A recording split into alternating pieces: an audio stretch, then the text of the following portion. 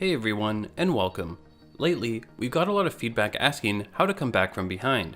I'm excited to announce that's exactly what we'll be teaching you in today's guide.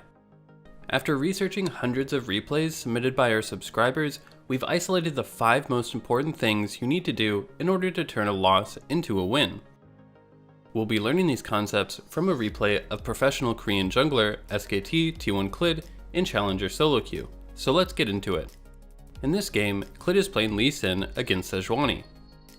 He starts at his red, and after farming his Krugs and Raptors, he moves to counter gank top, where the enemy is able to kill his top laner,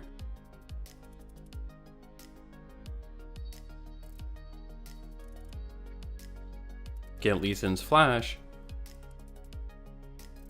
and kill him as well. Not exactly the greatest start to the game, as he's now already behind. And this moves into our first tip: when you get set behind, look to focus the lanes with flash on cooldown. Now, that may seem obvious, but why is this especially important when you're behind? Well, the vast majority of the time when you get set behind, the enemy had to use their flashes to accomplish this. For example, if we look back to the losing fight top, we can see both Sejuani and Mordekaiser use their flash. With Mordekaiser having flash on cooldown, it makes him a prime target to gank. By looking to gank him before his flash comes back off cooldown, we will also be looking to turn that lane around before enough time has passed that Mordekaiser can use his lead to snowball further. So as Lee Sin respawns, he begins heading to his wolves. Hold on, why is he heading bot? Shouldn't he be ganking top? If we take a look top, we can see that the wave is in front of Mordekaiser's tower, but that it's pushing towards Camille's tower. We know this for 2 reasons. First, Mordekaiser has 1 extra caster minion. Second, because the minion wave is closest to Mordekaiser's turret, it means Mordekaiser's next minion wave will reinforce faster than the enemy minion wave, causing it to push more towards Camille. So pay attention to where Camille is on the map as Lee Sin farms his jungle. He takes wolves, blue, and then Gromp.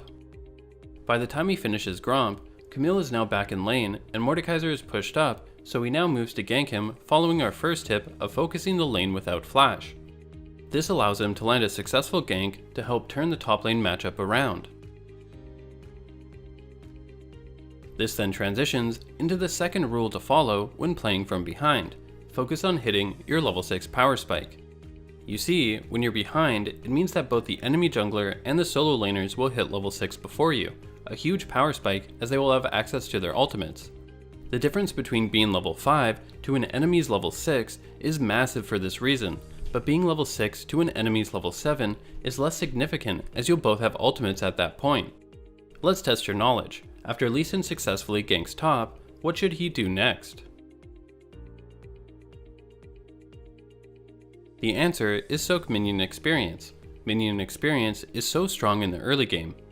By staying to push this wave with Camille, he soaked 6 caster minions, 4 melee minions, and a siege minion.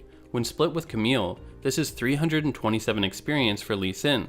That's the equivalent of 2 Gromps of experience. This is why he makes sure to stay and help push the minion wave with Camille to soak minion experience to help himself get back into the game.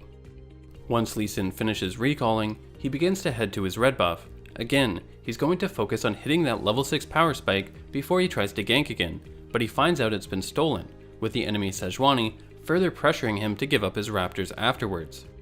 Now, not only is Sejuani ahead of Lee Sin, but the enemy mid is pushed in the wave and is looking to collapse on us. So Lee Sin moves to his wolves, and after killing them, he's able to hit that important level 6 power spike. However, he spots Sejuani gank top, and this is where the third tip comes into action: play on the opposite side as the enemy jungler. Take a look at the minimap and tell me, what should Lee Sin do to help gain compensation for Sejuani ganking on the other side of the map? The answer is take the Infernal Dragon. Too often, junglers will try to counter gank when they're behind, following the enemy jungler around trying to protect their laners. There's no need to do this. Instead, when the enemy jungler applies pressure to one side of the map, this frees you up to pressure the opposite side. By following this simple rule, SKT T1 Clid was able to secure an Infernal Dragon despite being behind. And afterwards, he was able to lane gank the enemy bot lane with his level 6 power spike, using his ultimate to secure a kill that Karma would have otherwise been able to escape with her flash. Once Lee Sin is recalled, he heads top where a fight breaks out.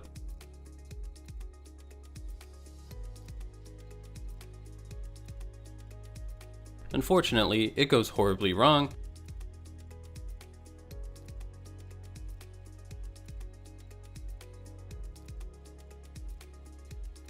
and Lee Sin and two of his other teammates die, putting them further behind again.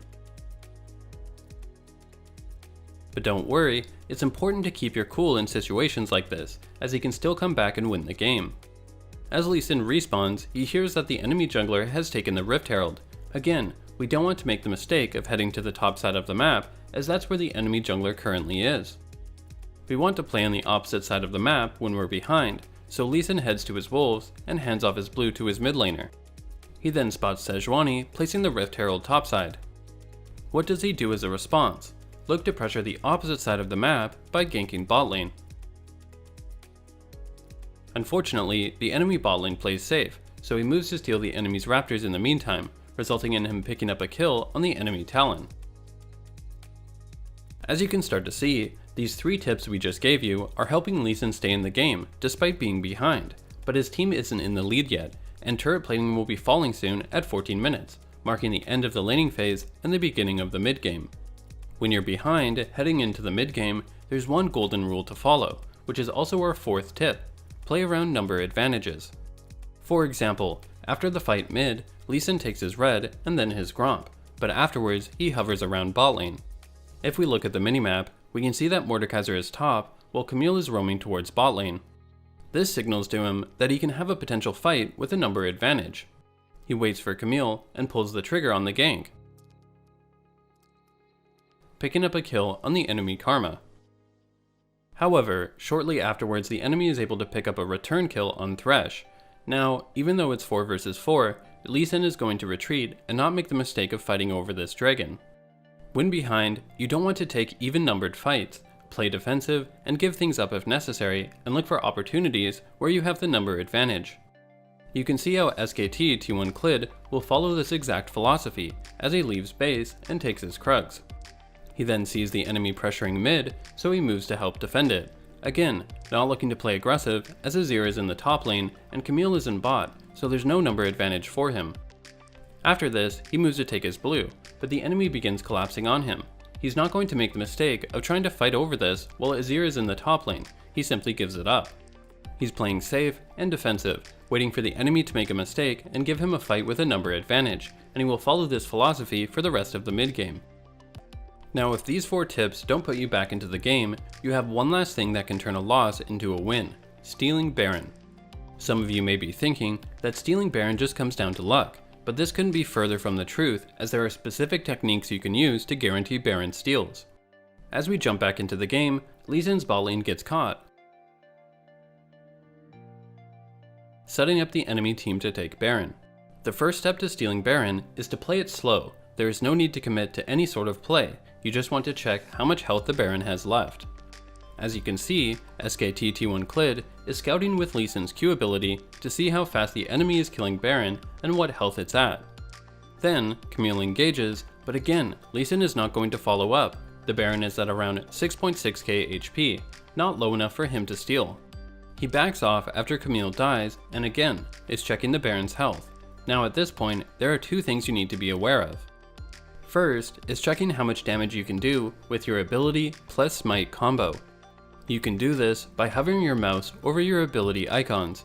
In this case, Lee Sin's smite combo will be the second portion of his Q timed with his smite. So if we hover over Lee Sin's Q, we can see it does up to 585 damage to Baron. We always want to round numbers to make it easier and faster to do these calculations on the fly, so in this case, we round it to 600. However, Baron has a lot of resistances that reduce the amount of damage our abilities do to it. Again, to speed up the process of calculating it on the fly, we simply cut our damage in half by 50%. So that 600 damage from the second portion of Lee Sin's Q now becomes 300 damage. We then add that to our smite's damage. If we hover over our smite icon, we can see it does 760 true damage. This totals to 1060 damage, which again, if you want to make it simpler for you, you can just round up to 1100 damage. By doing this important process, we now have a number to aim for. When the Baron is at 1100 health, we go in with our Q, timing our smite with the damage from it. And we can see Clid do just this. He throws his Q, but doesn't immediately take it as the Baron isn't at 1100 health yet. He waits, and as soon as the Baron hits 1100 health, he goes in, activating his smite right as the damage applies on the second portion of his Q, stealing the Baron from the enemy team. By following these 5 tips, Lee Sin was able to take the bottom inhibitor into then ending the game, turning a loss into a win. Alright, we went over a lot, so let's briefly recap. The first tip is to focus lanes with flash on cooldown. The reason why this applies to when you're behind is that in order for the enemy to get ahead, they usually had to put their flashes on cooldown in the first place. We saw SKT T1 Clid apply this to secure a pivotal kill in top lane to help his Camille get back into the game. The second tip is to hit your level 6 power spike. When you're behind, it means the enemy jungler and solo laners will hit level 6 before you.